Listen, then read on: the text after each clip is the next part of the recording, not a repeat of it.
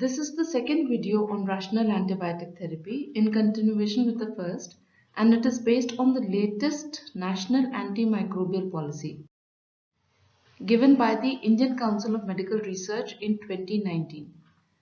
In this video, I have focused on antibiotics only. So first you must understand that there are three types of antimicrobial therapy. First is the prophylactic therapy. Here, you neither know there is an infection nor do you know the organism, but you think infection may be present. For example, in surgical wounds and in patients who are immunocompromised, for example, nephrotic syndrome, acute leukemia, or on long-term immunosuppressive therapies. Second is the empirical therapy, when you know that infection is definitely there, but you don't know the organism causing it. So you give antibiotic based on local pattern of infections and susceptibility and de-escalate as early as possible based on the culture reports. The third is the definitive therapy, when you know both that the infection is there and you also know which organism is causing that infection. But here you must differentiate it from colonization, which does not need to be treated. Knowing antibiotic policy is essential to start empiric therapy of OPD or IPD patients on their initial presentation.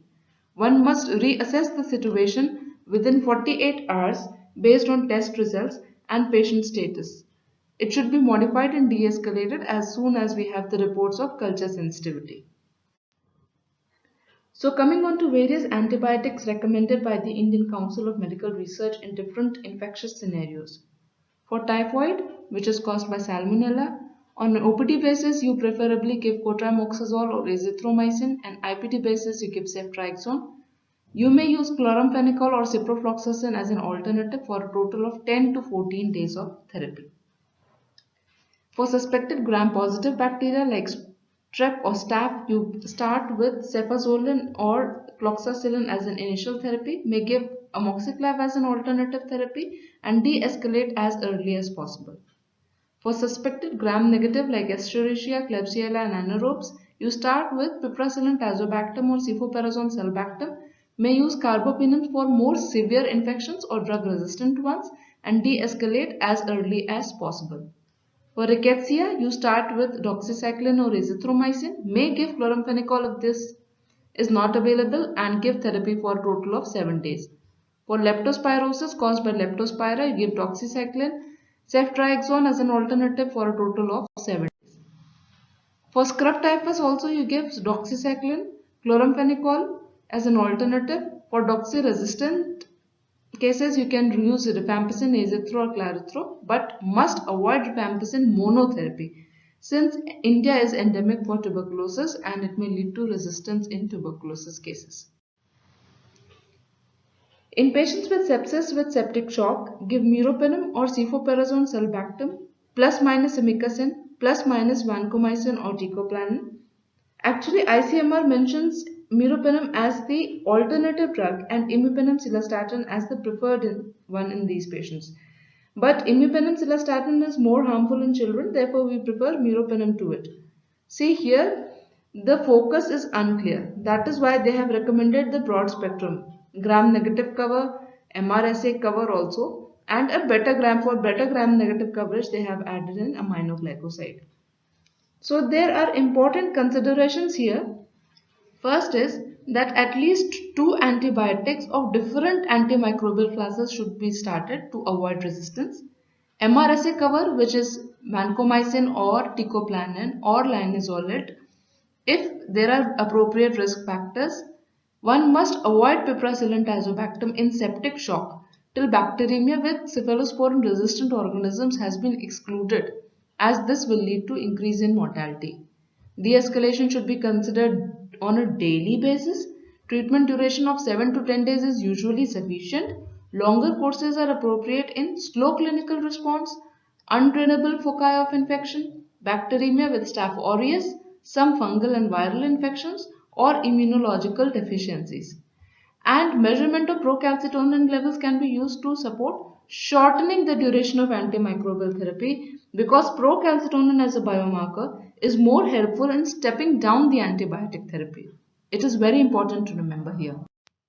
So we see here that in patients with acute fever due to gram-positive bacteria, suspected gram-positive bacteria, we give cloxacillin or amoxicillin.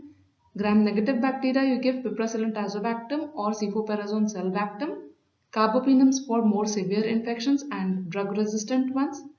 Doxycycline as the first-line antibiotic in rickettsia, leptospirosis, and strep and azithromycin can be used as a first-line antibiotic in rickettsia as well as in typhoid fever. For upper respiratory tract infections in streptococcal pharyngitis, penicillin V is the preferred empirical therapy, but amoxicillin and benzathine penicillin can be used as alternatives. In bacterial sinusitis, amoxicillin and co-amoxiclav as the preferred empirical therapy depending on the age, and ceftriaxone cefodoxime as an alternative, and same is in acute otitis media. Here I would like to mention that co-amoxiclav or amoxicillin clavulanic acid is preferred in the age group less than 5 years, and amoxicillin is to be preferred in the age group more than 5 years. And IV ceftriaxone is used as an alternative drug usually in adults, but in hospitalized children also you can use these drugs. In community acquired pneumonia presenting in children less than 1 month of age, cefotaxime and gentamicin as because IV therapy is recommended in them. Macrolides are to be added if chlamydia is suspected. For example, the patient has staccato cough. In 1 month to 5 years, co-amoxiclav and cefuroxime on an outpatient basis, and inpatient basis, ceftriaxone, cefotaxime or co-amoxiclav like I had described earlier as well. In more than 5 years of age, amoxicillin and not co-amoxiclav is to be preferred. Macrolide only if you strongly suspect mycoplasma, as against what is done in the adult patients. Ceftriaxone and amoxicillin on an inpatient basis, co-amoxiclav plus minus macrolide on suspicion of mycoplasma. If you suspect MRSA, that is methicillin resistant Staph aureus, then you may add Vanco, Tico, linezolid. Only if the TB has been ruled out, only then you should use linezolid, otherwise should avoid using it. For intra-abdominal infections, in mild to moderate community-acquired intra-abdominal infections, first choice is cefoperazone sulbactam and piperacillin tazobactam as an alternative. But in severe cases, you have to use meropenem. In healthcare-associated intra-abdominal infections, you have to give a broad spectrum cover, including that for MRSA. So meropenem and vancomycin is to be given, and colistin and tigecycline need to be given if there are multi-drug resistant gram-negative bacteria, for example Acinetobacter. In patients with pancreatic necrosis or abscess, you have to definitely give a broad spectrum cover with the gram-negative and gram-positive, that is mero and vanco. And for liver abscess, cefoperazone sulbactam or piperacillin tazobactam along with anaerobic cover, that is metronidazole. For per-abdominal infections like spontaneous bacterial peritonitis, you again start with piptaz or cefoperazone sulbactam and meropenem for multi-drug resistant organisms. For diarrhea, if you suspect Vibrio cholerae is the bacteria causing it, then you may give azithromycin, but avoid in less than 8 years of age, in whom usually rotavirus is the cause, and doxycycline being a tetracycline is otherwise also to be avoided in this age group. If you suspect diarrhea because of Shigella, you may add Ciplox or Ceftriaxone. Because of Campylobacter, you can add azithromycin. If because of Pseudomonas, you can add ciprofloxacin or norfloxacin. And amoebiasis and giardiasis need to be managed with metronidazole. For skin and soft tissue infections like cellulitis, the first choice is cefazolin. Cephalexin or amoxiclav plus minus clindamycin can be considered for 5 to 7 days or longer if required. For necrotizing fasciitis, piperacillin tazobactam plus clindamycin, that is IV antibiotics, are the first choice of drugs, and they need to be administered usually for 14 days. For erysipelas, amoxiclav for 5 to 7 days, and for abscess, the first choice is clindamycin because it has a very good penetration in soft tissue. For 5 to 7 days, ampicillin sulbactam or amoxiclav can be considered as an alternative if clinda is not available at your facility. In deep space neck infections like peritonsillar abscess, suppurative parotitis, Ludwig's angina, and odontogenic ones, the first choice is clindamycin, and ampicillin sulbactam or amoxiclav can be used as an alternative.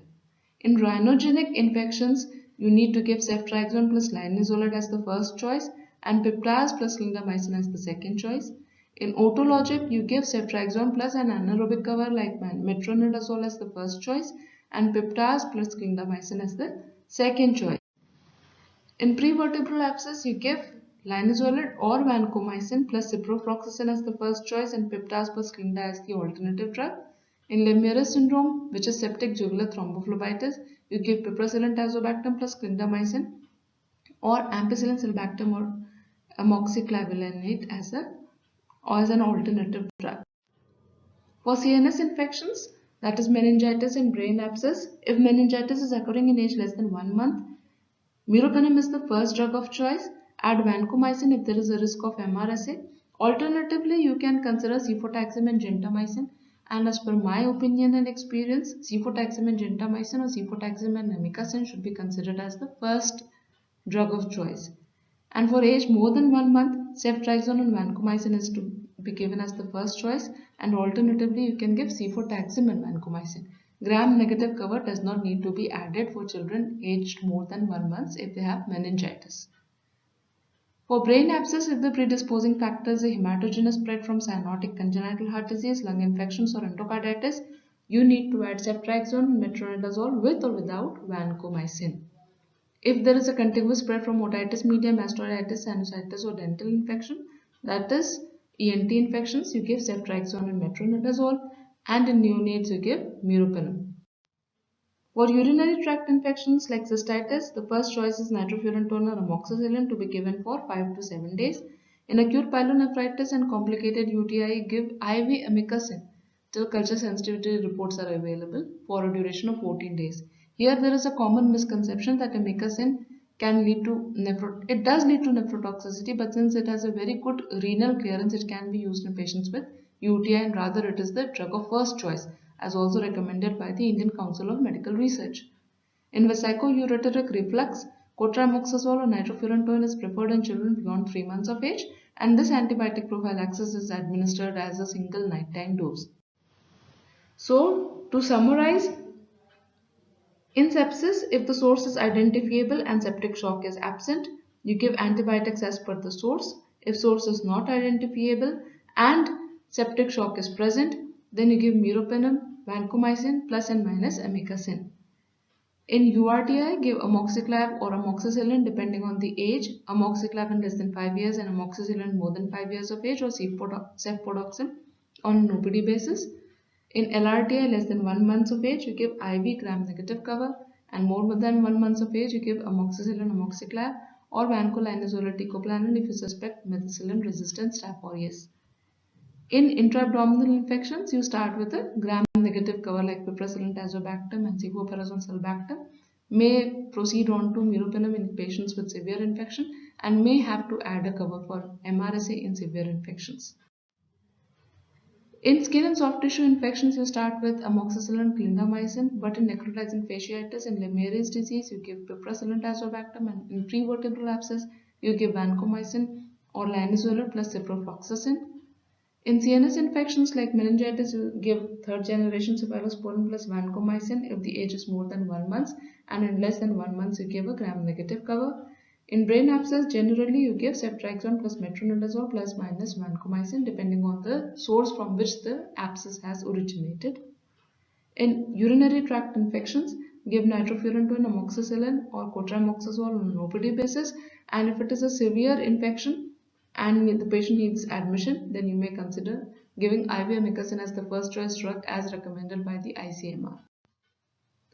So we must see that the last scene of the previous video holds very true as regards remembering the type of antibiotic to begin with. For example, in sepsis, meningitis and infective endocarditis, you start mainly with a broad spectrum cover, which means giving both gram-positive and gram-negative cover. In patients with URTI, LRTI and bone and joint infections, you start predominantly gram-positive cover. In children aged less than 1 month, intra-abdominal infections and urinary tract infection, you start with predominantly gram-negative cover. In oral, skin and soft tissue infections and brain abscess, give a gram-positive and an anaerobic cover, except for an IAI, that is intra-abdominal infections, in which you need to give a gram-negative cover plus minus anaerobic cover. And in hospital acquired infections, you start predominantly with a gram negative cover, usually carbapenems, and gram positive cover if required in severe infections for covering methicillin resistant Staph aureus. I have not covered ICMR recommendations for hospital acquired infections in detail in this video, but the principles of management remain the same as in this scene. See, this video is very important because it is by our own national body and its recommendations are based on bacteria commonly isolated in our country, rather than cramming the antibiotics in standard textbooks, which are usually based on foreign bugs and foreign experience. So, thank you so much and do share the knowledge.